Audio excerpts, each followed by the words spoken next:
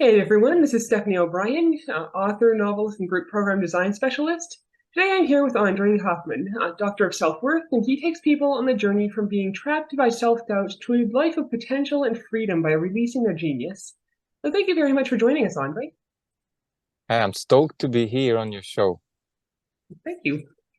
So I have a few questions to ask, and we're going to be sharing some great value with our watchers today, so let's dive in.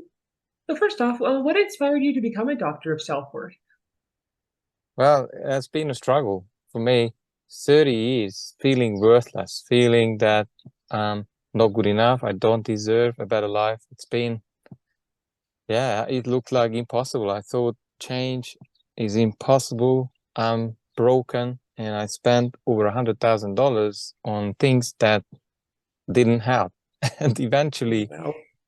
I ended up breaking through about 5 or 6 years ago when naturally I just progressed into helping others through, yeah, not 30-year breakthroughs, but rather 3 to 6 months. So this is Wow. how I became the Doctor of Self-Worth. The brand itself was coming from a client who found that I kind of meticulously, with a scalpel, get through these limiting beliefs. So I was able to get fairly rapid breakthroughs, and that's how I got the name.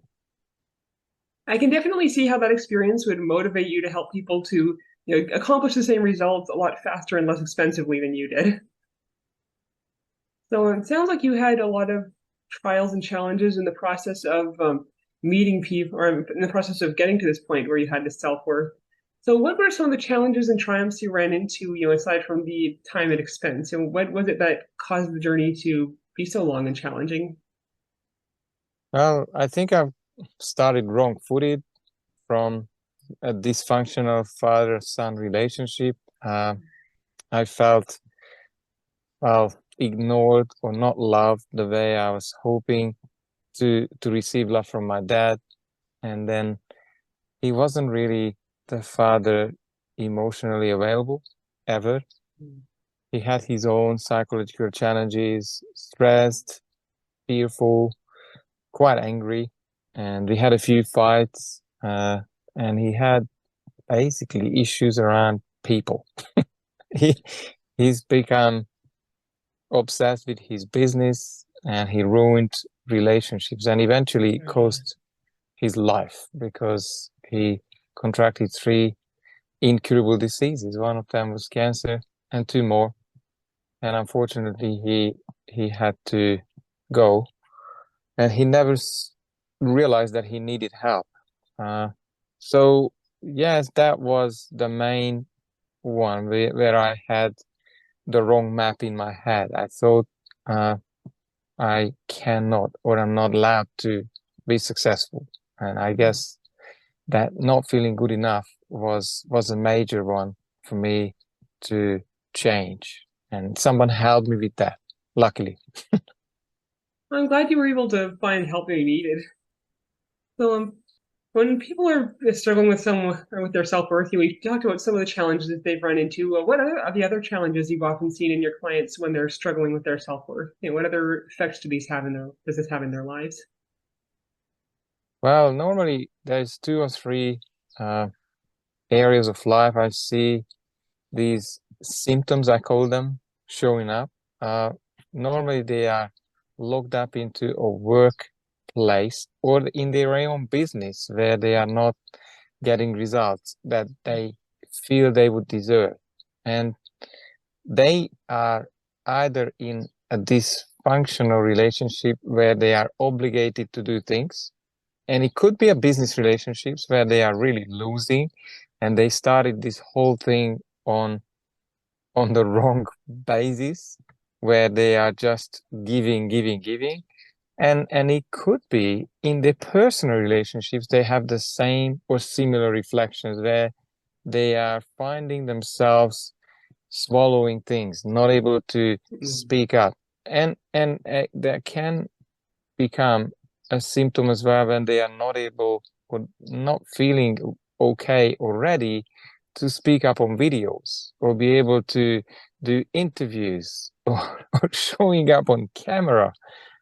And that comes to, that level of vulnerability when one is deciding to lead or help or inspire others, and that is missing with lack of self-worth, lack of confidence, lack of self-esteem. These three things are very well connected, and they need to be in place, I believe, for someone who is getting results without too much effort, I have to say, which we all deserve, I believe.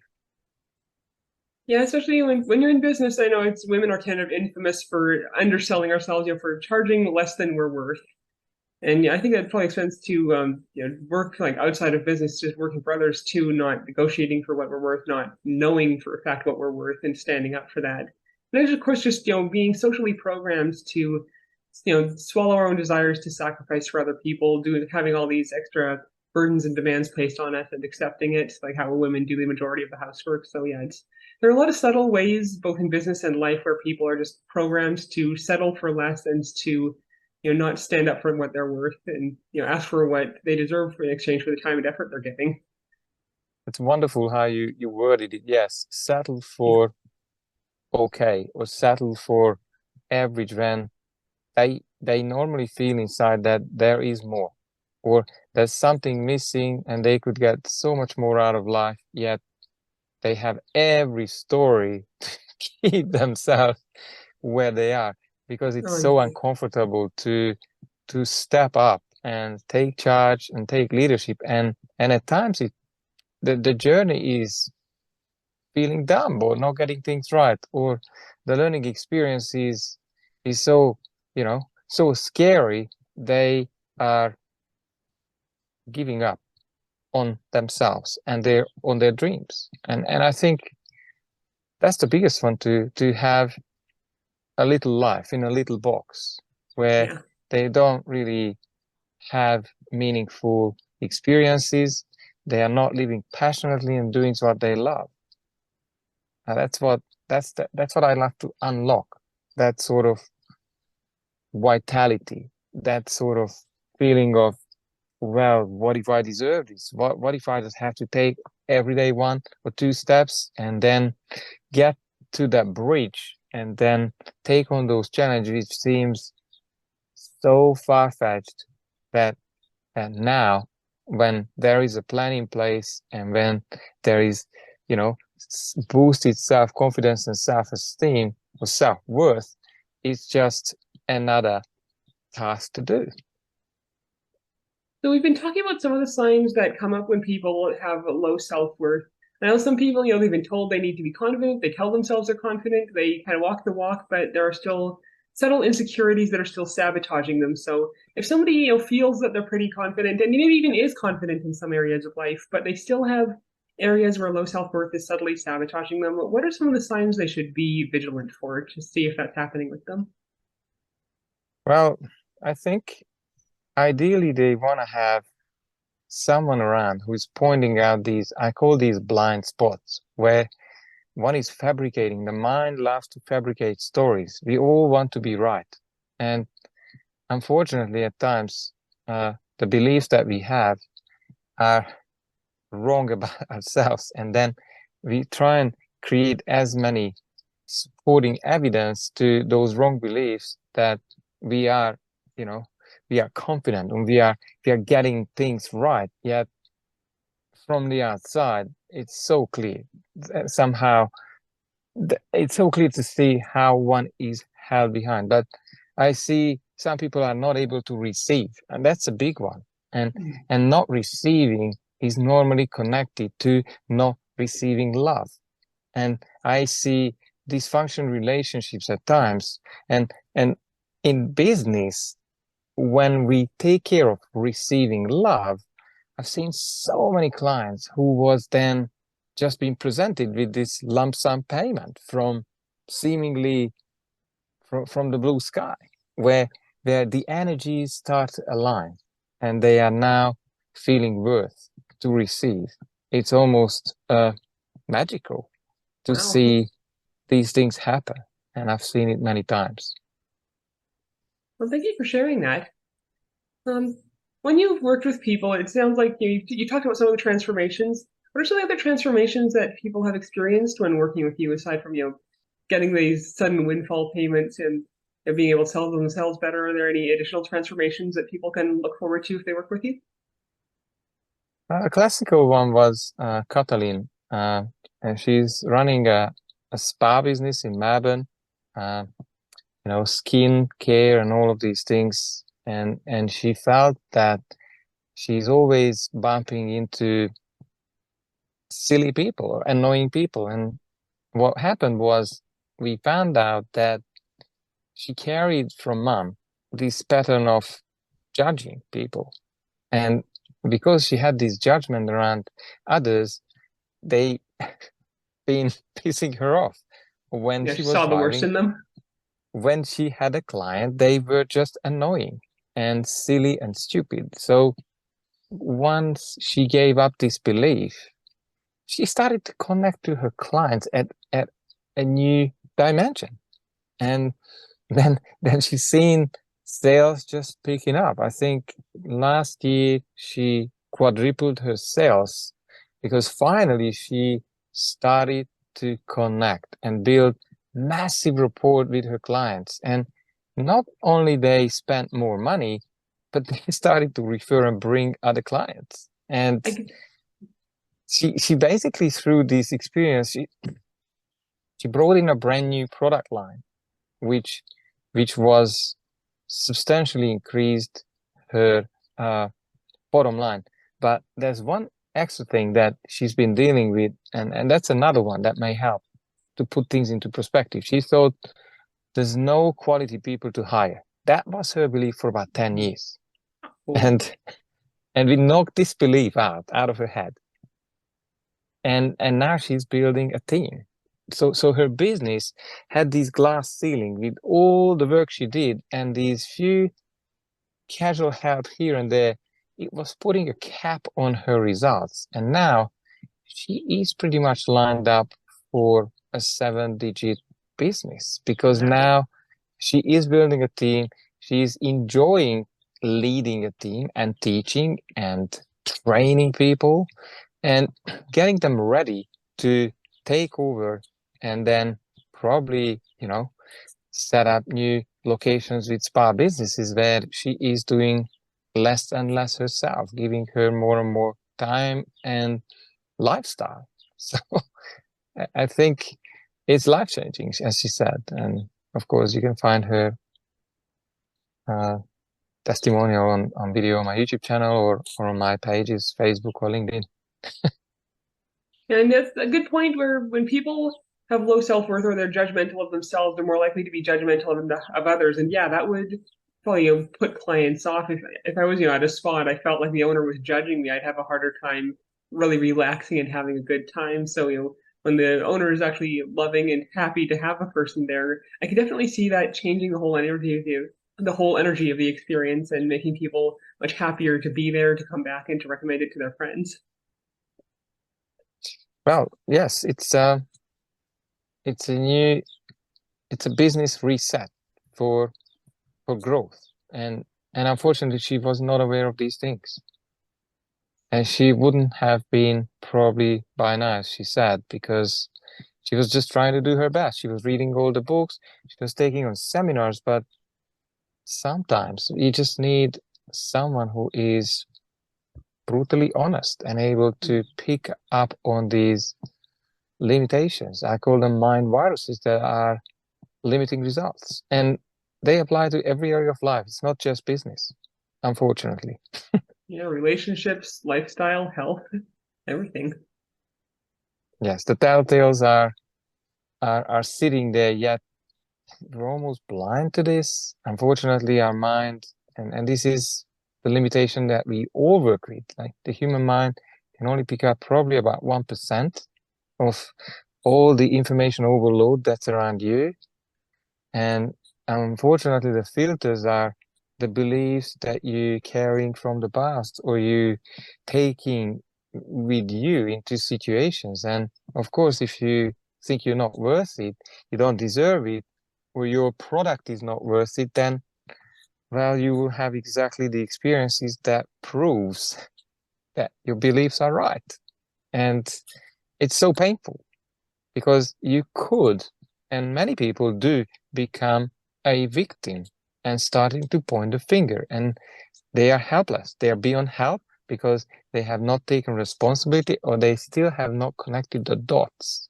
And they're not coachable, which is okay because life is a big coaching session anyway. But I guess you and I, we just accelerate learning. Yeah. So the results show up so much faster.